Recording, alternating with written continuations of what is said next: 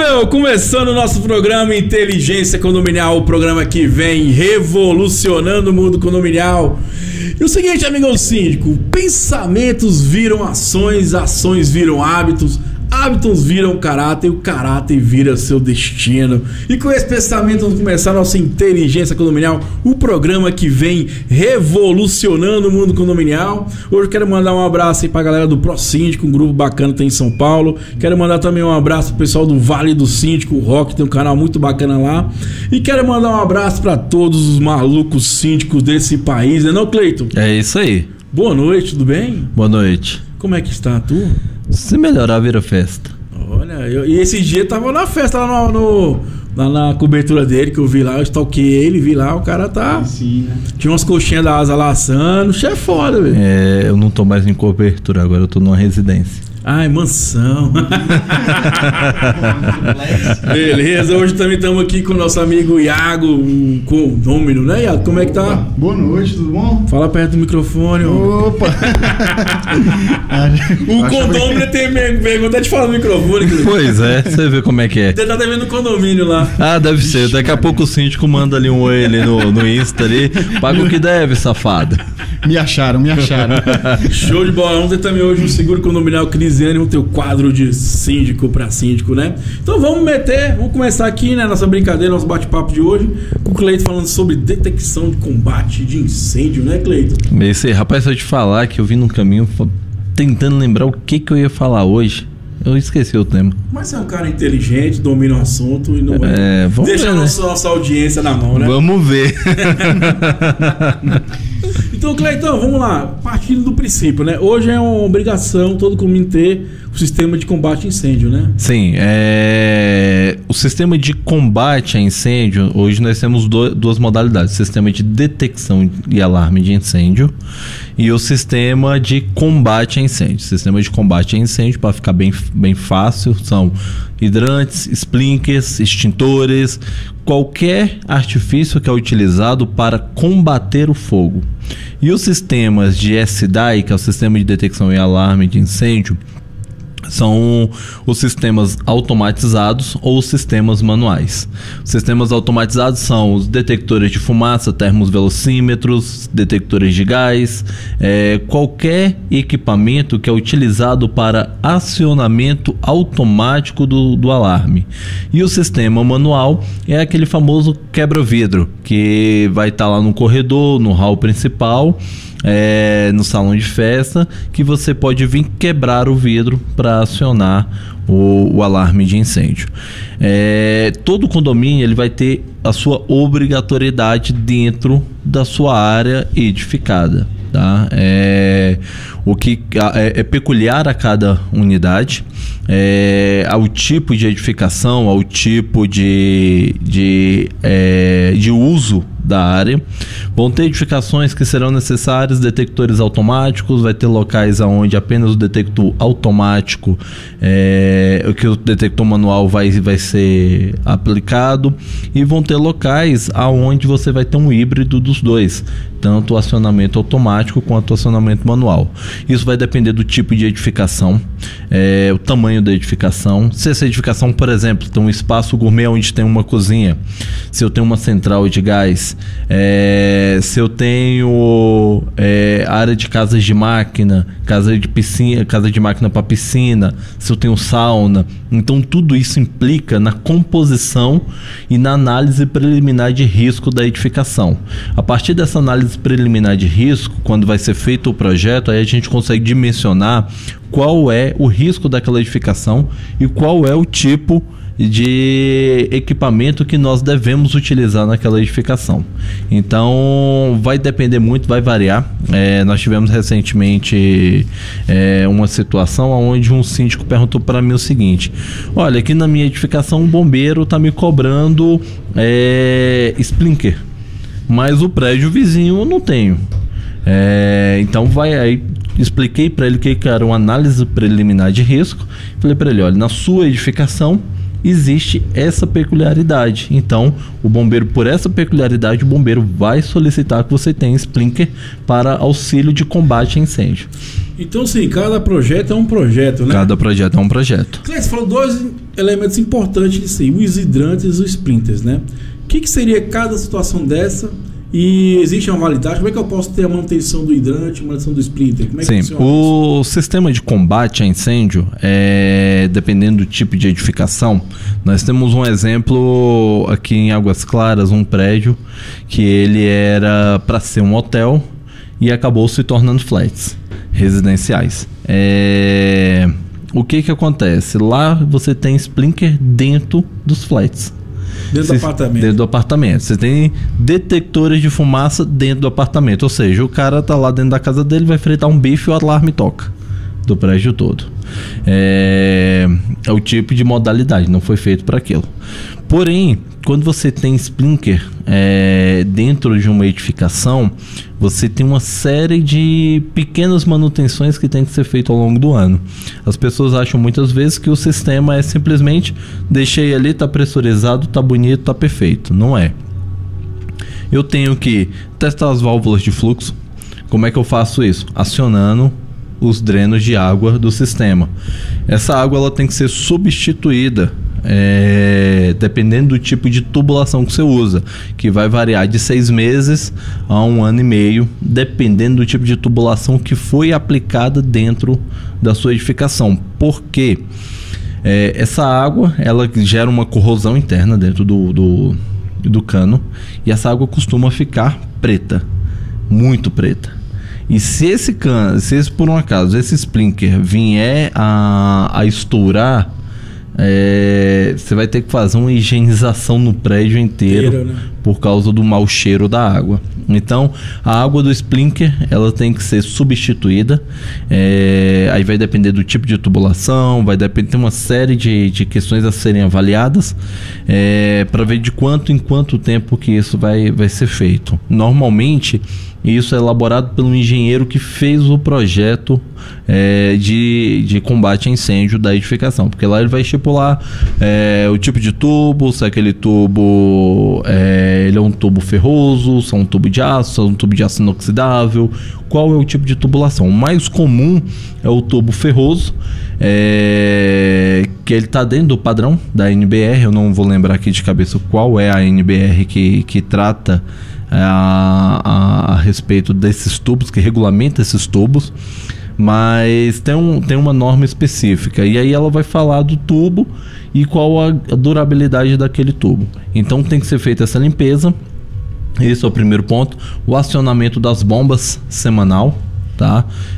Semanalmente essas bombas têm que ser... Você fala as bombas d'água. As bombas d'água do sistema. Elas têm que ser acionadas semanalmente, porque você tem um fluxo, uma pressão de água muito grande ali dentro. Essa água vai infiltrando dentro dos rolamentos, os rolamentos de vedação. Então, se você não tem movimento, gera uma ferrugem. Pode ser que deixei lá 6 meses, 1 ano lá parado aquilo dali. Dentro desse prazo, se eu não liguei, pode ser que no dia que eu realmente precisar, essa bomba esteja travada. Tá? Até para evitar, né? Se tem uma manutenção, exatamente. Se está funcionando o sistema ou não, né?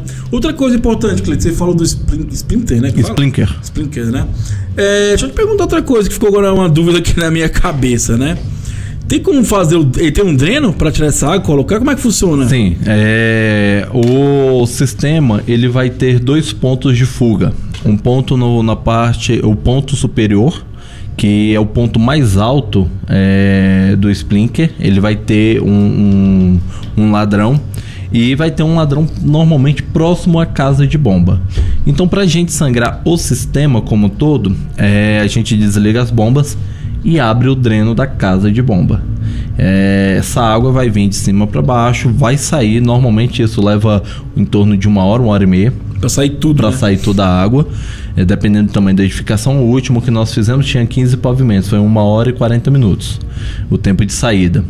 E depois eu entro com a bomba jockey, enchendo essa rede. A gente entra com a bomba jockey, que é uma bomba menor, que tem uma pressão menor, só que aí tem que ser calculado qual que é a capacidade de mandar dela. Então, por exemplo, a bomba jockey manda 15 andares, dependendo da bomba. Se a edificação tem 20 pavimentos, eu tenho que entrar com a bomba principal primeiro, com o dreno aberto no ponto superior, e depois que a água sai no dreno superior, desliga a bomba principal e entro só com a joque para pressurizar a rede. Quando a rede é menor, eu fico só com a bomba joque, porque a minha segurança é maior quanto a estouro de sprinkler no meio do caminho ou por rompimento de tubulação, porque essa tubulação ela gera corrosão. É normal a tubulação gerar corrosão interna dela, e às vezes você entra com uma bomba de 15 CV, de 30 CV, você tem uma vazão muito grande e uma pressão muito grande. Então, por segurança, a gente entra com uma bomba menor. Isso aí é o Clay da Sé Tecnologia. Eu falei pra você que o homem era inteligência, não acreditou, Iago?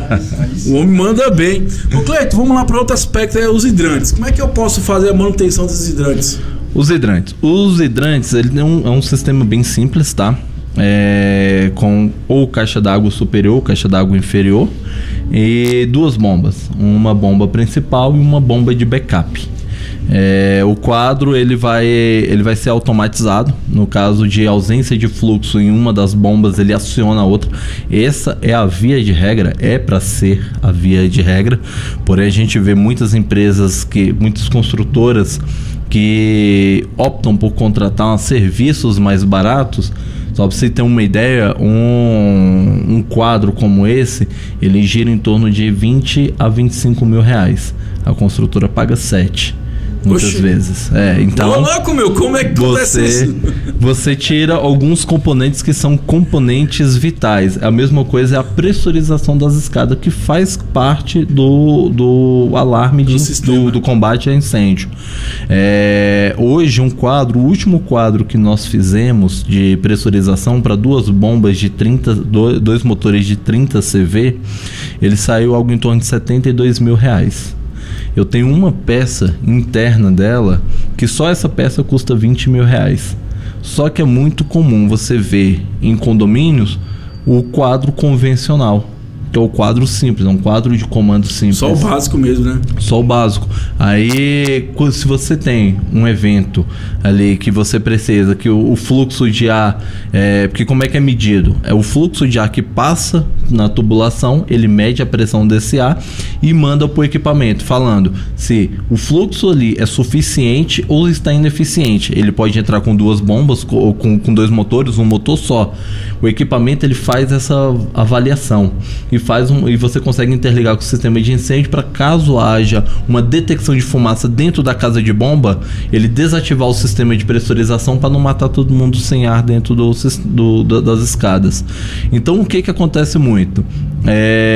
O pessoal não coloca o sistema como a norma manda, porque custa caro colocar da forma correta. É igual eu falo, cara. Hoje eu estava conversando com um síndico, ele citou, eu vou até falar uma colocação, vou perguntar para você se isso pode ou não dentro da parte do sistema de incêndio, né?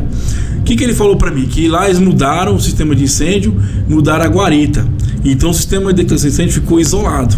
Ou seja, ninguém vê, se soltar uma luz em coisa, o cara não tem como saber se está tendo ou não, para ter esse princípio de incêndio. E como tirou o local onde o porteiro ficava, deixou o sistema de incêndio sozinho. Pode ser, tem que ser junto e ter um próximo de pessoas para ver o seu nome. Na verdade é o seguinte, essa daí não está dentro da INBR, na 1740, que é o que rege detecção de incêndio, mas ela está dentro da normativa interna do bombeiro. Eu não vou lembrar agora qual é o parágrafo, a norma exata, mas é uma normativa interna do bombeiro que eu tenho que estar... o meu sistema de incêndio tem que estar onde tenha pessoas 24 horas por dia. Eu fiquei assim, porque só liga uma luz, alguma coisa. Porque é o seguinte, o que acontece? A gente sempre vai trabalhar com o princípio da prevenção, tanto do sinistro quanto com a prevenção do pânico. Vamos tomar, por exemplo, esse prédio que era para ser hotel, virou flat. O cidadão vai lá, queima o bife dele. O alarme detecta. A gente tem um delay por norma, eu posso ter até 180 segundos, tá? De delay de tempo entre a detecção e o disparo do alarme geral. Se eu não tomo uma atitude dentro desses 180 segundos, o que vai acontecer? Vai disparar o alarme do prédio inteiro. Isso vai causar pânico, vai causar tumulto, vai causar um acionamento do serviço público desnecessariamente, e ali a gente pode acabar acarretando do síndico, que não tinha nenhum problema visível, o bombeiro volta lá no outro dia, vamos dar uma olhada aqui para ver como é que está o seu sistema. E ele sempre vai achar alguma coisa. Não adianta, não tem o prédio perfeito que não tem nada. Você vai ter sempre uma lâmpada que parou de funcionar na semana passada. Você vai ter uma placa de emergência que alguma criança abençoada de Deus foi lá e tirou. Sempre vai ter alguma coisa, mesmo que pequena, que pode se gerar uma notificação. Depende muito de quem está indo lá autuar. Então, dependendo do problema, você acaba arrumando um problema muito grave por isso. O que eu recomendo para esse síndico? Que ele coloque um painel repetidor da central dele, aonde está hoje o porteiro. Ele não precisa fazer um investimento de deslocamento dessa central, porque esse custo ele é alto. Mas ele pode colocar um painel repetidor que vai repetir todas as informações que está na central, a não ser que a central dele seja uma central dessas marcas mais baratas, que não possibilite que você instale um painel repetidor. Mas todas as centrais que são hoje de marca confiável, como Intelbras, como Ilumac, eu não digo Siemens porque é muito difícil você achar em edificações residenciais, mas essas marcas que estão no mercado há um tempo maior, todas elas têm essa possibilidade de ter um painel repetidor. Show de bola, inteligência condominial ajudando o síndico a revolucionar. Fique à vontade, Lisiane. Você pode, não, você deve. Primeiro eu quero cumprimentar o pessoal, né? Cheguei um pouquinho atrasada, mas enfim, coisas da vida. É porque aqui não tem L ponto, né? Pra descer com o helicóptero não é fácil, não. Pois é. Cleiton, queria... assim, um dos grandes problemas que a gente tem com relação ao seguro, no momento que você vai indenizar um sinistro, principalmente de rompimentos de tubulação, é que as seguradoras falam que se for por falta de manutenção, não vai ter cobertura na apólice, né? Certo. Nós sabemos que muitas vezes assim, o sistema hidráulico ele pode ressecar, né? Os canos muitas vezes são canos plásticos, enfim. Como você aconselha os síndicos a fazer um plano de manutenção do sistema hidráulico de quanto em quanto tempo, em média? Isso daí ele vai entrar não só do sistema hidráulico de combate a incêndio, mas também do sistema de água potável. Isso, todos eles vão entrar dentro do plano anual de inspeção do prédio, tá? Existe um teste chamado que é um teste hidrostático. A gente faz ele uma vez por ano nos sistemas de incêndio, que a gente não atua muito na área civil, nossa atuação é muito pequena, mas ele é passível de ser executado também nos sistemas de água potável e nos sistemas de esgoto. Tá? O alerta aí, pessoal. Esse teste ele é composto do quê? A gente coloca um manômetro, ali vai medir a pressão e aí a gente pressuriza, fecha toda a rede, pressuriza e deixa essa rede pressurizada durante 2 horas. E aí a gente vai colhendo as informações. O que a gente colhe dessas informações? Variação de pressão, queda de pressão, temos alguns números dentro disso daí que a gente pode determinar, por exemplo, o seguinte: uma expansão da tubulação. Eu mudo a minha pressão, mas eu não mudo a minha pressão ao ponto de gerar um vazamento, mas essa tubulação expandiu. Então, se essa tubulação expandiu, eu tenho que fazer todo um apanhado visual primeiro, para avaliar onde é que isso ocorreu. Normalmente, quando é dentro de parede que há a expansão, ela estoura o reboco racha ali, e aí eu faço a inspeção e a substituição daquelas tubulações. Tubulação, normalmente, se bem feita na sua execução, ela vai durar em torno de 30 anos. Tá? Esse é o prazo médio aí de uso, principalmente de água potável, que eu tenho uma determinada pressão. Sistemas hidráulicos de combate a incêndio são todos canos com uma parede, chapa 8, se eu não me engano, é uma chapa bem grossa. Tempo de corrosão dela, de água, porque ela vai sofrer com a corrosão, mas o tempo de corrosão dela é aproximadamente 50 anos. Então é tempo suficiente para o condomínio se programar para fazer sua execução de substituição. Existem aqueles problemas que são os problemas que vêm de berço, que vem da construtora. Então a construtora vai lá e coloca uma tubulação com a parede mais fina, ou vai fazer o sistema hidráulico e utiliza cola de baixa qualidade, canos de baixa qualidade. Esses problemas, infelizmente, a gente vai detectar, coloca um teste hidrostático. Eu já vi situações aonde estourou o cano. O fabricante fala que o cano ele tem que aguentar lá uma quantidade X de MPa de pressão. A gente coloca essa pressão e mantém essa pressão. Só que teve situações onde a gente colocou essa pressão e o cano simplesmente estourou. Então existe o problema, que aí é o problema que vem da construtora. Por isso a importância que a gente sempre ressalta de que estou pegando uma edificação nova, junte os moradores, antes de receber o aceite, contrate um engenheiro independente. Engenheiro, vem cá, faz uma vistoria, uma vistoria tanto civil quanto a vistoria elétrica. Pega um engenheiro de instalações, vamos dar uma olhada, vamos verificar, vamos ver os padrões, quais são as normas. A média de custo disso daí? Olha, isso daí normalmente vai ser por unidade. Tá? Por unidade, porque o engenheiro ele entra dentro da unidade, faz uma verificação de toda a unidade, de toda a tubulação, desde do apartamento até a saída disso para a rua. Já teve situações onde eu não mexo com a parte hidráulica. Minha área de engenharia de atuação é outra, porém a gente aprende tudo, um pouco de tudo na faculdade. Nas edificações a gente tem uma situação que é o quê? A descida hidráulica que vem do prédio. No final do prédio, o que você tem que fazer? Você tem que fazer uma manobra no cano, que são o quê? 2 curvas, uma para cada lado. Isso serve para quê?